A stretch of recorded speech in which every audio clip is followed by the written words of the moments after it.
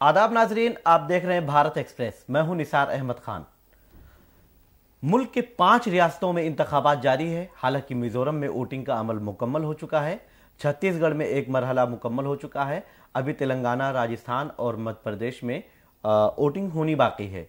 30 नवंबर को तेलंगाना में वोटिंग होगी। लेकिन इससे पहले जो मजहबी कार्ड हम कह सकते हैं या एक तबके के लोगों को अपनी तरफ रुझान अपनी तरफ लाने के लिए, लुभाने के लिए जो कोशिशें चल रही हैं, वो एक तरफ बीजेपी की तरफ से जारी है तो दूसरी तरफ कांग्रेस की तरफ से जारी है।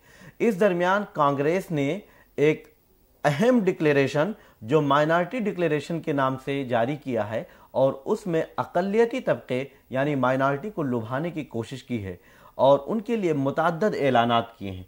इस सिलसिले में तफसीली बातचीत के लिए हमारे साथ भारत एक्सप्रेस उर्दू के एडिटर डॉक्टर खालिद रजा खान मौजूद हैं। हम आपसे इस सिलसिले में बात करेंगे। सर, क्या इसका कितना असर होगा और कितनी संजीदगी से लिया जाना चाहिए, क्योंकि कांग्रेस ने एक भरमार लगा दी है। जो वादे किए हैं, बहुत सारे वादे कर दिए हैं और खास तौर पे ये पहली बार देखने को मिला है कि माइनॉरिटी डिक्लेरेशन जारी किया गया है। नहीं, तमाम पार्टियां माइनॉरिटी के लिए काम करती रही हैं। ये और बात है कि इन्होंने पहली बार एक माइनॉरिटी डिक्लेरेशन, इससे पहले कर्नाटक और उसी आंध्र प्रदेश, यूनाइटेड आंध्र प्रदेश में माइनॉरिटीज के लिए 4% रिजर्वेशन पहले रह चुका है। लेकिन ये माइनॉरिटी डिक्लेरेशन ऐसा नहीं कि सिर्फ मजहबी कार्ड है। माइनॉरिटी में बहुत सारे, सिर्फ मुसलमान नहीं आते हैं, मुस्लिम, क्रिश्चियन, सिख, जैन तमाम लोग हैं और वहाँ ये और बात है कि मुसलमानों की तादाद ज्यादा है। तो माइनॉरिटी डिक्लेरेशन के नाम से अगर वाकई कांग्रेस संजीदा है और कांग्रेस माइनॉरिटीज का कुछ भला करना चाहती है, हालांकि वहाँ पे सिख कुछ फाइनेंशियल कॉरपोरेशन वगैरह भी बनाने की बात की है कांग्रेस ने। कुल मिलाकर कर्नाटक में कांग्रेस की हुकूमत है। कर्नाटक में पहले भी 4% रिजर्वेशन था माइनॉरिटीज का। अब उसके बाद तेलंगाना में ये कोशिश है कि नई हुकूमत अगर कांग्रेस की बनती है, अगर कांग्रेस जीत जाती है, तो इस हिसाब से माइनॉरिटी डिक्लेरेशन के नाम से अगर वाकई ये संजीदा है कांग्रेस माइनॉरिटी डिक्लेरेशन को लेके, जो एक नई टर्मिनोलॉजी के साथ इन्होंने जो डिक्लेरेशन मैनिफेस्टो जारी किया है, तो इनको ये डिक्लेरेशन राजस्थान में भी लागू करना था, जारी करना था। ये डिक्लेरेशन मध्य प्रदेश में भी जारी करना था। ये डिक्लेरेशन छत्तीसगढ़ में भी जारी करना था। लेकिन वो वहां इन्होंने इसकी बात क्यों नहीं की, ये कांग्रेस के लोग ही बेहतर बताएंगे।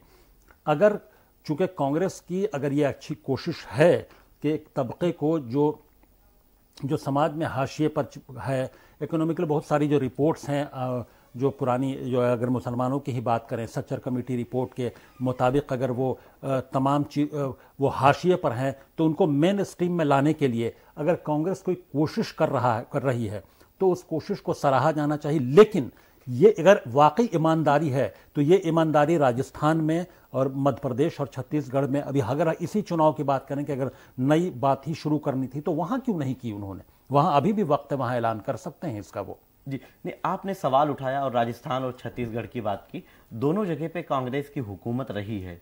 क्या इन्होंने माइनॉरिटी के लिए कौन सा ऐसा बड़ा काम कर दिया है या ऐसा कोई ऐलान कर दिया है कि आज माइनॉरिटी को लुभाने के लिए और सिर्फ तेलंगाना में ये सियासी एजेंडा सिर्फ नजर आ रहा है? सर, क्योंकि राजस्थान में कोई ऐलान नहीं किया इन्होंने। वही बात मैं कर रहा हूं कि नियत पर अगर वाकई नियत सही है और अगर इरादा सही है तो बाकी रियासतों में भी उनको ऐलान करना चाहिए था इसी तरह का माइनॉरिटी डिक्लेरेशन। लेकिन वहां क्यों नहीं आया? सिर्फ तेलंगाना में क्यों नहीं आया? तेलंगाना में क्या बात है? क्योंकि 12 तकरीबन 13%, 12.7%, 12.7% शायद मुसलमान हैं। तो तेलंगाना में, तो राजस्थान में भी अच्छी तादाद है, मध्य प्रदेश में भी है मुसलमान, छत्तीसगढ़ में भी हैं, तो वहां तो और ज़रूरत है। तो वहां क्यों नहीं जारी किया? ये सवाल तो करना हम लोगों का, हम सहाफ़ियों का हक है जी। तो इसलिए सवाल तो उठेंगे कि कांग्रेस की नीयत, लगता है कि वो अगर नीयत साफ है तो इस तरह से बांट कर नहीं करना चाहिए। जो माइनॉरिटी डिक्लेरेशन है वो मैं अपने नाजरीन को बताना चाहता हूं कि अक़लियतों की फलाह बहबूद के लिए सालाना 4000 करोड़ रुपए तक करने का वादा किया है। इसके अलावा जो बेरोजगार नौजवान और ख़वातीन हैं उनको रियायती शरह पर कर्ज फराहम करने की बात कही गई है। उन्हें हर साल 1000 रुपये उसके लिए मुख्तस किए जाएंगे। इसके अलावा अब्दुल कलाम जो एजुकेशन के नाम पर एक स्कीम बनाई जाएगी, उसमें तमाम मजहब के लोग आएंगे, उसमें अक़लियतों के उसमें जो एमफिल और पीएचडी करने वाले हैं उनको 5 लाख रुपए देने की बात की गई है। तो क्या जो अकलियत है वहां के तेलंगाना के, वो बीआरएस को छोड़कर, क्योंकि बीआरएस की हुकूमत रही है, बीजेपी को खातिर ख्वाह बहुत कामयाबी वहां नहीं मिली है और कांग्रेस और बीआरएस के दरमियान ही मुकाबला देखने को मिल रहा है अभी फिलहाल, तो क्या बीआरएस से अपने पाले में लाने की ये कोशिश है? नहीं, कांग्रेस ने तमाम इधर काफी जमाने से कोशिश रही है कि तेलंगाना को किसी तरह से में अपनी हुकूमत बनाई जाए, तेलंगाना में कांग्रेस को मजबूत किया जाए।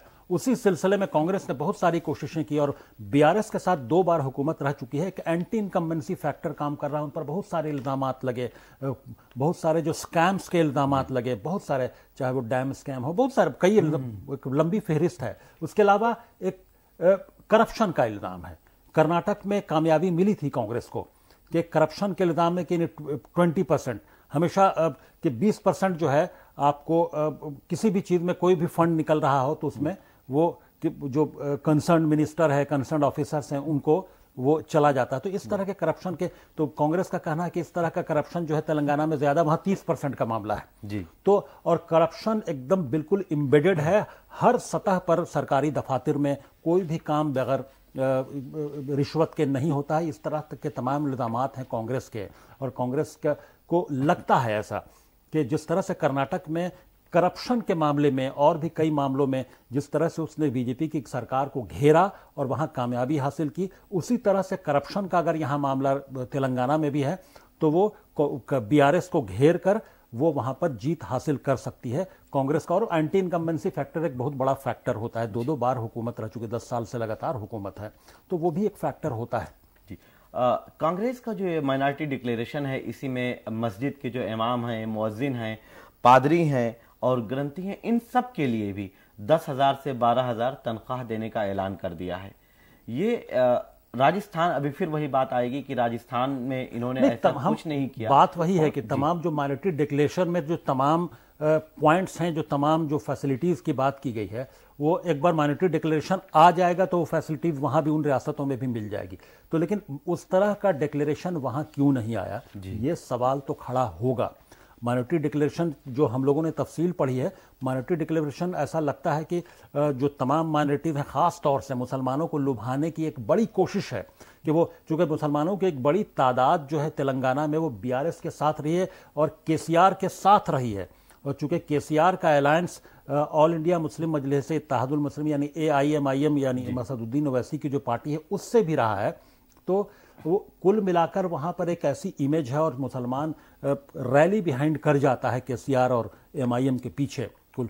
तो ऐसे में कांग्रेस को लगता है कि मुसलमानों को अपने पाले में अपनी तरफ लाने के को अपनी तरफ रागिब करने के लिए ये जो तमाम जो माइनॉरिटी डिक्लेरेशन उन्होंने जारी किया है, ये उसी की एक कोशिश है जी। अब इसका वाकई फायदा कितना होता है ये तो हम इसके लिए इंतजार करना पड़ेगा। इस माइनॉरिटी डिक्लेरेशन के ऐलान के लिए कांग्रेस के जो सीनियर लीडर हैं, सलमान खुर्शीद साहब की बात कर लें या फिर सैयद नासिर हुसैन जो काफी सीनियर और एक अहम मजबूत रुकन बन के सामने आए हैं, इमरान प्रतापगढ़ी हैं, फिर उसके बाद मोहम्मद अजहरुद्दीन हैं, इस तरह के तमाम लोगों की एक पूरी फौज उतार दी गई है। कर्नाटक से माइनॉरिटी मिनिस्टर ज़मीरुद्दीन खान साहब को बुला लिया गया था, वो सब मौजूद थे, उन सबकी मौजूदगी में माइनॉरिटी डिक्लेरेशन जारी किया गया है।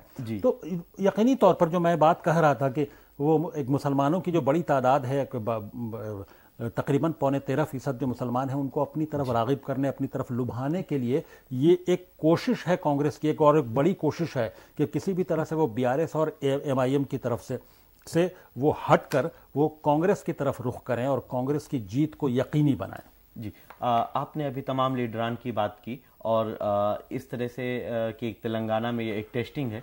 क्या लोकसभा इलेक्शन 2024 से पहले कांग्रेस की ये टेस्टिंग मानी जाए और उसके बाद फिर कांग्रेस इस तरह के ऐलानात पूरे देश में या पूरे मुल्क में भी कर सकती है? ये बात तो इमरान प्रतापगढ़ी और कई बड़े लीडर कर चुके हैं जी।